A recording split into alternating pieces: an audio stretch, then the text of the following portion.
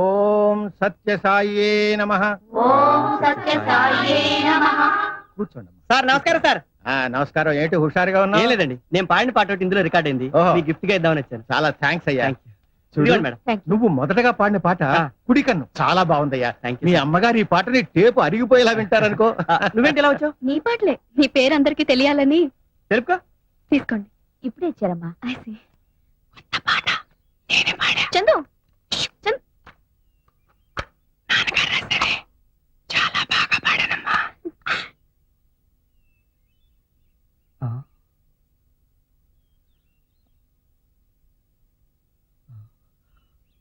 అమ్మా అమ్మా అమ్మా ఏమండి?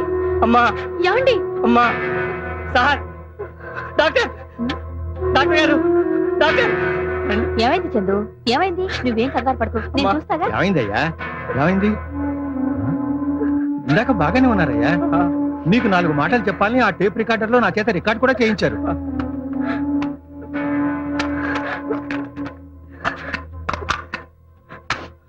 I'm sorry Chandu.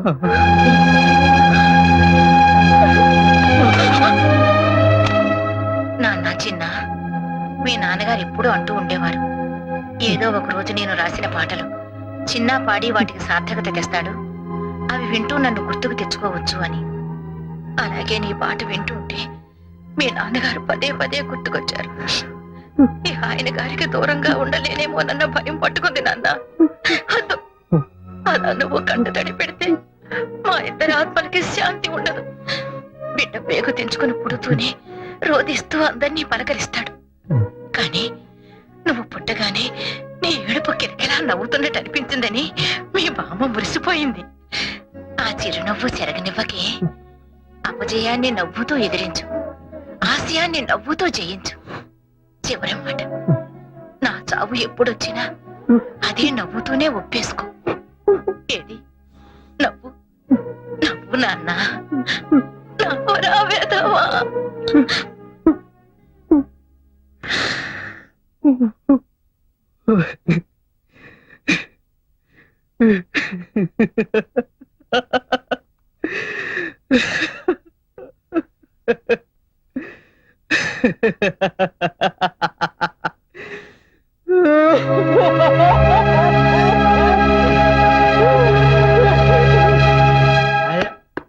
సరే. తలుపు తీవే, తలుపు తీ. ఎందుకు? అరే ఎందుకు లోపలికి వచ్చి ఒక చెప్పు, మనకెందుకు? లోపలికి వచ్చి చెప్తా కదా.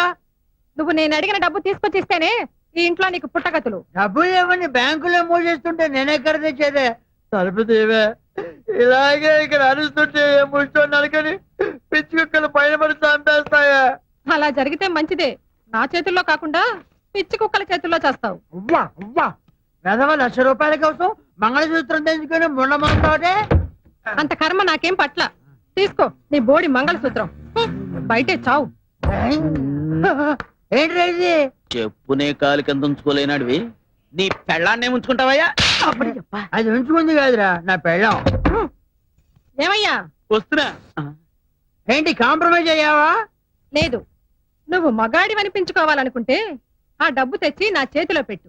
అప్పుడు నా మెడ ఖాళీగా ఉంటే ఆ మంగళసూత్రం మళ్ళీ కట్టు, అంతే. ఆమె మెళ్ళో కొత్త మంగళసూత్రం వచ్చేలోపు మీకు డబ్బొచ్చే ఉపాయం చెప్పనా? మరి ఎప్పటిదాకా ఎందుకు చెప్పలేదు? అప్పుడు అబ్బోయ్, లక్షలు ఖరీదు చేసే ట్యూన్లు శ్రీరంగం బ్రదర్స్ దగ్గర బోల్డ్ ఉంటాయి కదా. ఆ ట్యూన్ల పుస్తకాల్ని మెయింటైన్ చేసేది నేనే. నాకే చెప్తాను. అబ్బా, మరి ఇంకే మెల్లగా అక్కడి నుంచి మాయించేయండి. మన దగ్గర క్యాసెట్ కంపెనీ వాడు ఉన్నాడు, మంచి ధర కమ్ముదాం, ఆ తర్వాత చెరసగం పంచుకుందాం. ముందు మీద ఒట్ట, మంగళసూత్రం మీద ఒట్టు. అయితే okay. May come in sir? Yes come in. ఓ నర్సారెడ్డి గారు మీరా? ఏమిటి సంగతి? ఇతను తాగి రోడ్డు మీద న్యూసెన్స్ చేస్తుంటే మా వాళ్ళు అదుపులోకి తీసుకున్నారు. మీ మనిషి కదా, ఏం చేయాలో తెలియక మీ దగ్గరికి తీసుకొచ్చాను. ఎవరి మనిషి అయినా తప్పు చేసినప్పుడు మీ డ్యూటీ మీరు చేయండి. న్యూసెన్స్ కేసు కింద తోసి అవతల పారేయండి. Okay sir, పదవయా. వెళ్దాం, ఫ్యామిలీ మ్యాటర్. ప్లీజ్ మీరు పదండి. తాగారంటే సార్, నా మిస్సెస్ కి హార్ట్ అటాక్ వచ్చి ప్రెగ్నెంట్ అయితే. ఛీ, నోరు మూయ్. మందు తాగి తాగి నీ నోరు చెత్త కుప్ప అయిపోయింది. నీకు ఈ జన్మలో బుద్ధి రాదు. ఇన్నాళ్ళు మా దగ్గర పనిచేసినందుకు ఇది తీసుకో, ఇంకేం మాట్లాడదు.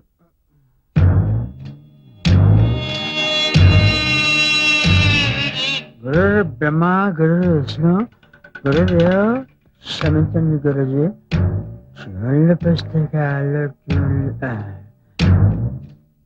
నారాయణ నారాయణ నారాయణ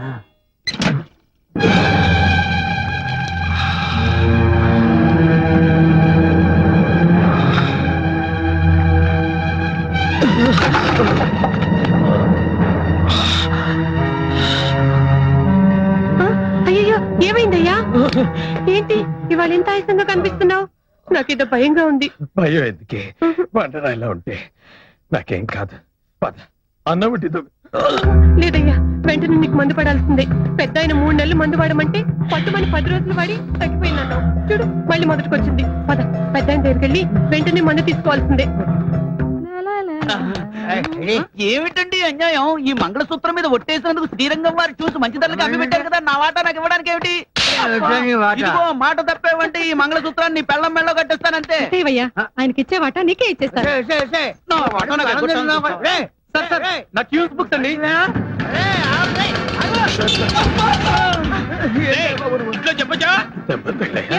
నువ్వెక్కడికయ్యా? ఏంటయ్యా ఇలా పడిపోయావు? ఏం లేదండి, శ్రీరంగం వారి ట్యూన్స్ అమ్మి పెట్టడానికి ఒక పాట దగ్గర ట్యూన్స్ కొట్టేసి నువ్వు అమ్మాలనుకుంటున్నావా?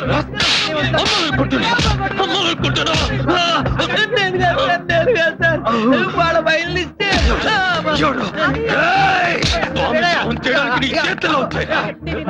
ఎన్ని సంవత్సరాలు పనిచేసి ఇదాలు పాలిచ్చే పొదుగునే కోత తినాలనుకుంటావా?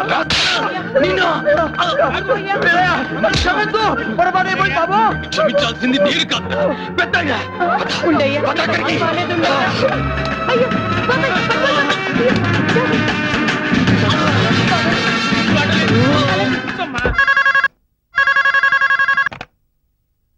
హలో ఏ హాస్పిటల్? రంగా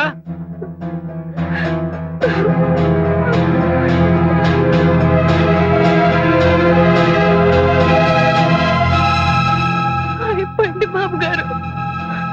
హాస్పిటల్ తీసుకొచ్చేలోగా కారులోనే ప్రాణపోయి.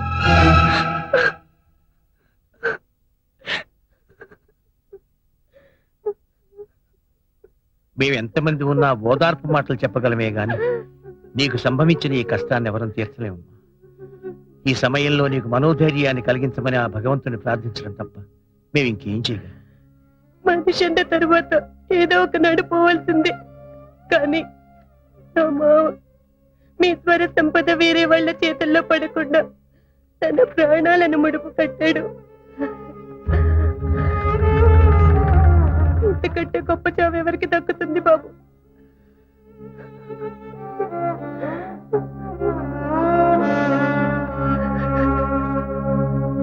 జాతస్య హి ధ్రువో మృత్యుః ధ్రువం జన్మ.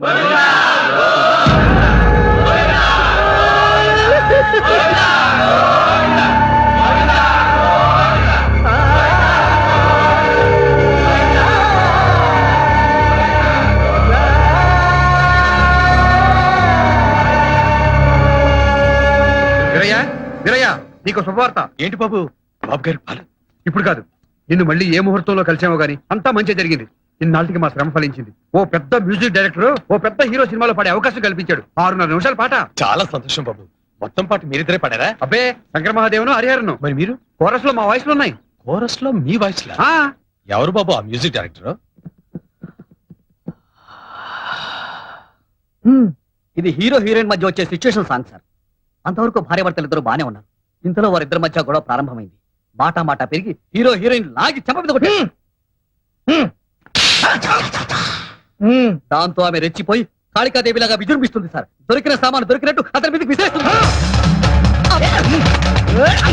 ఏమిటండి ఇది? ముందుగా ఆ పాత్ర పొందే అనుభూతులన్నీ తానే అనుభవిస్తాడు. ఆ సన్నివేశాన్ని క్షుణ్ణంగా జీర్ణం చేసుకుంటాడు. ఆ తర్వాతే ట్యూన్ చేస్తాడు. అదన్నమాట ఆయనలో ప్రత్యేకత. అంత గొడవ జరగడానికి ఏమీ లేదు సార్. వడ్ల గింజలో బియ్యపు గింజ.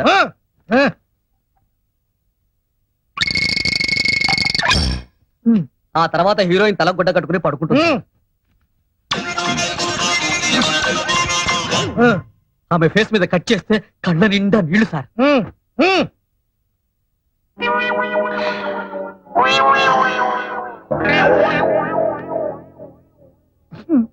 దుఃఖం పొంగుకొచ్చి బావురమంటుంది సార్. ఆ తర్వాత బ్యాక్గ్రౌండ్ సాంగ్ సార్.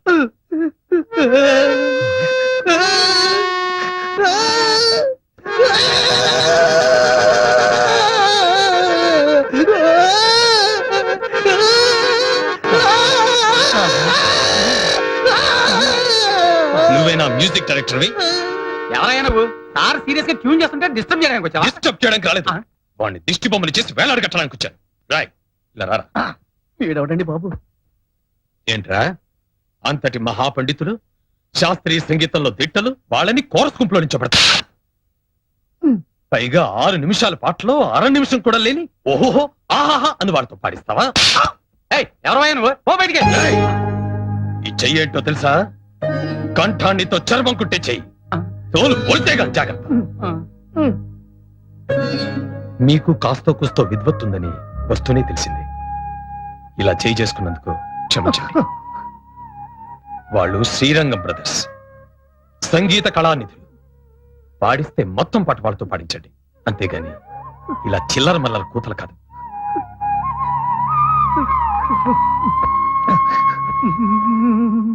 ఏమండోయ్ అబ్బా, తర్వాత ఇస్తాలేవయ్యా. ఏమండి ఉమ్. మనం అమెరికా వెళ్తున్నాం తెలుసా? కదా బాబాయ్? అమెరికా ఏమిటి? అవును వీళ్ళేరి? అరుగు ఏదో ఫోన్ చేయాలని అక్కడికి వెళ్ళారు. ఓ, ఏమండి మన అమెరికా సంగతి ఏంటి? అబ్బా ఏమిటి ఇదో కొత్త పిచ్చా? ఏ రంగయ్య ఏం బోధించావు తండ్రి? అది కాదు వీరయ్యా, రాయ్యా. రా కూర్చో. నువ్వు చెప్పు బాబాయ్. ప్రతి 2 ఏళ్లకోసారి అమెరికాలో ఉన్న తెలుగు వాళ్ళందరూ కలిసి పెద్దగా 3 రోజులు సదస్సు చేస్తారు.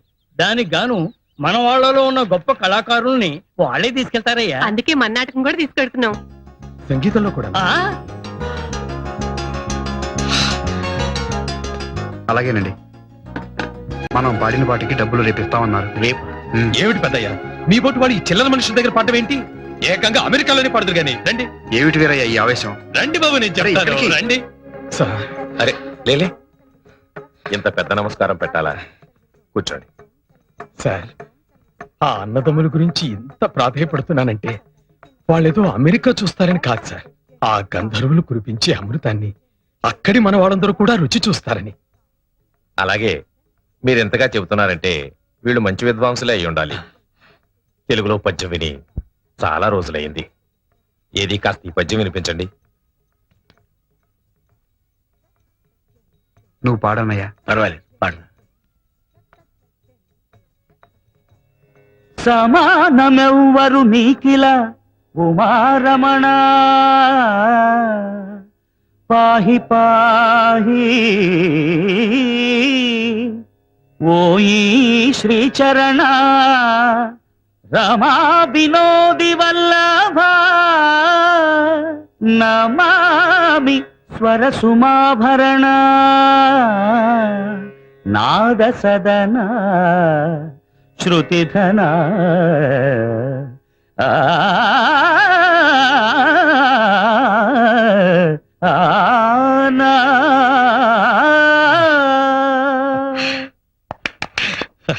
ఎలా ఉంది సార్? చాలా బాగుందయ్యా. గుడ్. నీకు ఇక్కడే ఈ ఊళ్ళోనే ఉండాలనిపిస్తే మాతో పాటే మా ఇంట్లోనే ఉండు గాని మా తోబుట్టు అనుకుంటాం. ఇన్నాళ్ళు మీరిద్దరూ పెద్ద మనసున్న మనుషులే అనుకున్నాను బాబు. కానీ ఆనాడు మీరే ఆయన స్వయంగా సాగనంపినప్పుడు మనిషి రూపంలో ఉన్న దేవుళ్ళు అనిపించింది.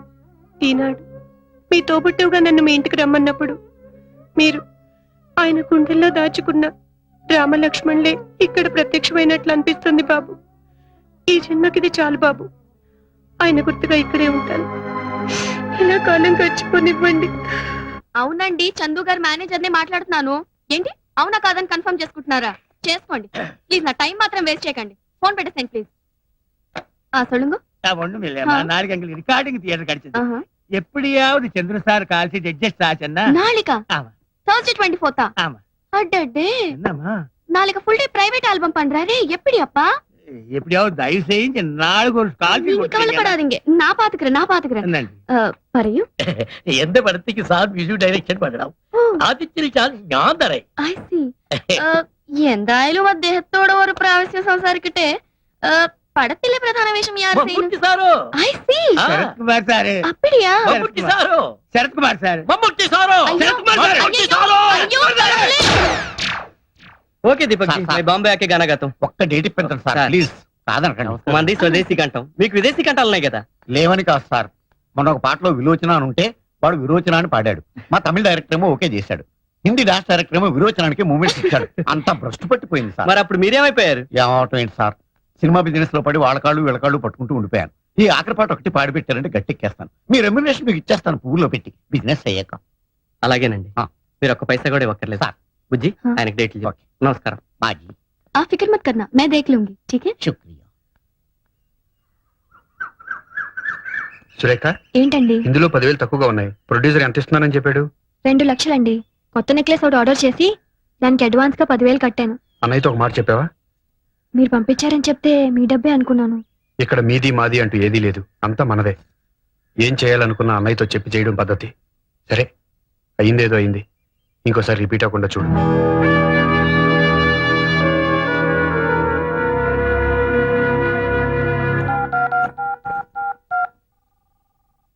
హలో హలో అమ్మా నాన్న లేరా ఏ నాకు చెప్పకూడదా చెప్పు నాకు 10,000 అప్పుగా కావాలి మీ ఆయన 2 చేతులా సంపాదిస్తున్నాడు ఆఫ్టర్ ఆల్ 10,000 కూడా నీకంటూ లేవనమాట ఆహా ఎంత వైభవంగా ఉందే నీ కాపురం మేడం రంగా గారు ఉన్నారా అన్నయ్య ఇది శివరంజన్ రాగంలో వద్దురా అమృత వర్షం అయితేనే బాగుంటుంది హ్మ్. తాళం నమస్కారం సార్.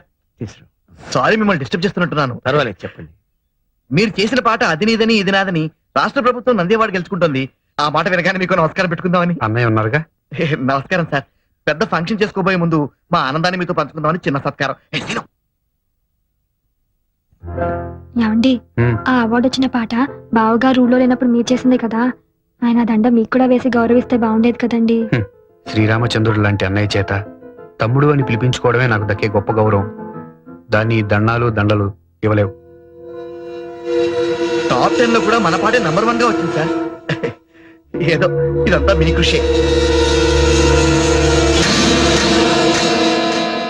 పొద్దున్న టీవీలో వచ్చిన టాప్ 10 ప్రోగ్రామ్ చూశాను మీ ఆయన చేసిన పాట సూపర్ హిట్ అయి నెంబర్ 1 గా వచ్చిందిగా ఆ ప్రొడ్యూసర్స్ మీ ఆయనకి ఏమిచ్చారేంటి ఆ పెద్ద ఆయనకి పెద్ద పూలదండేసి రవ్వ లొంగర డైమండ్ రింగ్ ప్రెసెంట్ చేశారు పెద్ద ఆయనకా ఆయన తీసుకున్నారా లక్షణంగా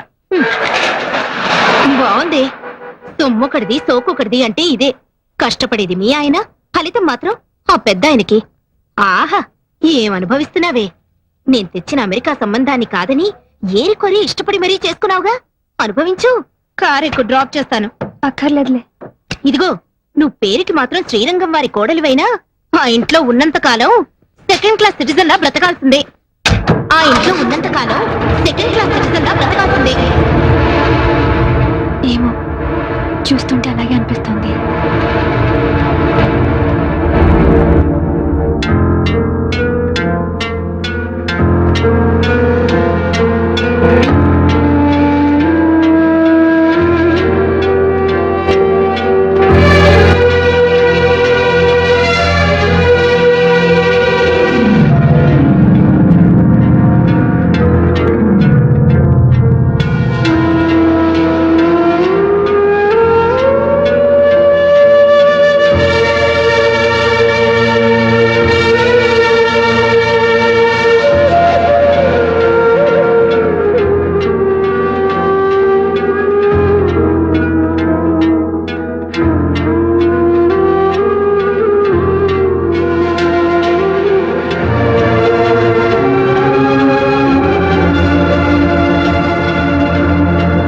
సొమ్మొకటిది సోకొకటిది అంటే ఇదే కష్టపడేది మీ ఆయన ఫలితం మాత్రం ఆ పెద్ద ఆయనకి హలో సురేఖ నేను సుమని మాట్లాడుతున్నాను చెప్పు చాలా గుడ్ న్యూస్ వింటే పొంగిపోతావు ఏమిటట మీ బావగారికి ప్రభుత్వం పద్మశ్రీ ఇచ్చింది మాకు ఢిల్లీ నుంచి ఇప్పుడు ఇన్ఫర్మేషన్ వచ్చింది శ్రీరంగం బ్రదర్స్ కి వచ్చిందా ఒక మా బావగారికి వచ్చిందా బాగుంది స్టేజ్ మీద అయితే ఇద్దరికి తలోదండా వేస్తారు గాని పద్మశ్రీ కూడా ఇద్దరికి చెరో సగం పంచుతారనుకుంటున్నావా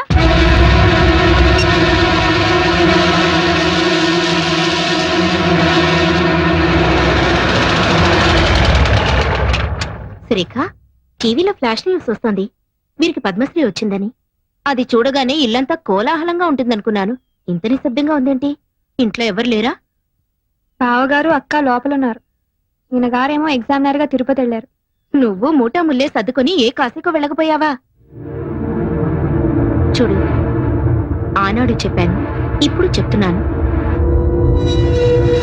నువ్వు మీ ఆయన ఇంట్లో బానిసలేనే. ఆయనేమో అన్ని తనిచేసి ఆయనకొచ్చే సన్మానాలు బిరుదులు అన్నగారికి త్యాగం చేయడం. నువ్వేమో ముష్టి 10,000 కావాలంటే వాళ్ళని వీళ్ళని దేవిరించడం. ఇదిగో, ఇప్పటికైనా కళ్ళు తెరుచుకొని వాళ్ళ అసలు రూపం ఏంటో తెలుసుకో. ఈ రొంపిలోంచి బయటపడి మీ ఆయన విలువేంటో నిరూపించుకో.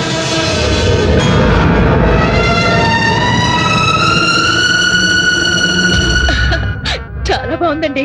ఎవరికో ఇంకెవరికి? నీకే. రేపు మీ ఆయన పద్మశ్రీ బిరుదు తీసుకుంటున్నప్పుడు ఈ ఆభరణాలన్నీ ధరించి ఆ దృశ్యాన్ని తిలకెత్తుగా. నాకెందుకండి ఈ పై మెరుగులు? మేరువు లాంటి నా భర్త పక్కనుండగా ఇది చెల్లెలకి ఇస్తానండి. ఢిల్లీ ప్రయాణానికని కొత్త పట్టు చీర కొన్నాను తనకి. ఈ చీర మీదకి ఈ సెట్ చాలా బాగుంటుంది. ఏమంటారు? అలాగే. సురేఖ, సురేఖ, రా రా, రా. కూర్చో కూర్చో. ఆ, ఏమిటివన్నీ? రేపు నువ్వు ఢిల్లీలో రాష్ట్రపతి భవన్ కి వెళ్లేటప్పుడు కట్టుకోవడానికి కంచుపట్టు చీర, దాని మీదకి డైమండ్ నెక్లెస్. చూడు ఎలాంటివి సెలెక్ట్ చేశాను. నాకెందుకు ఈ అలంకారాలన్నీ? మేమేమైనా ఢిల్లీ రాబోతున్నావా?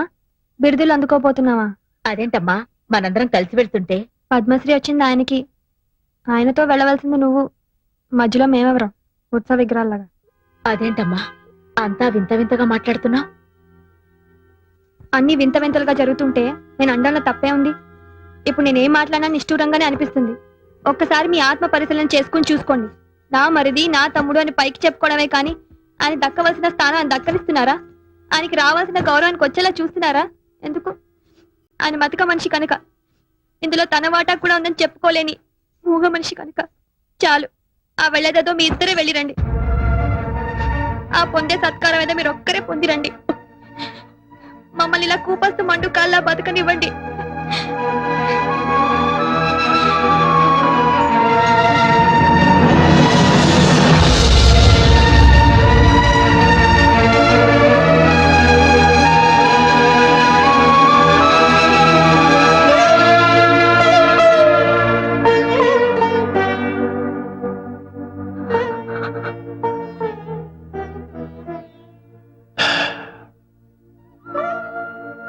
రామాయణంలో వాల్మీకి రాముడు సీత విడిపోయే ఘట్టాన్ని సృష్టించాడే గాని రాముడు లక్ష్మణుడు విడిపోయే ఘట్టం ఎందుకు సృష్టించలేదు?